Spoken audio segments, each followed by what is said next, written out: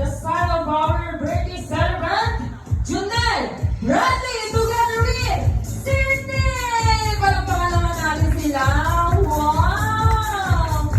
Very cute naman si Sydney. Ayan. So, palakpakan po natin. Ang takbo ng ating birthday celebrant. Together with very cute Sydney. Ang pare naman yung red ribbon ni Sydney, hindi nagpapatalo.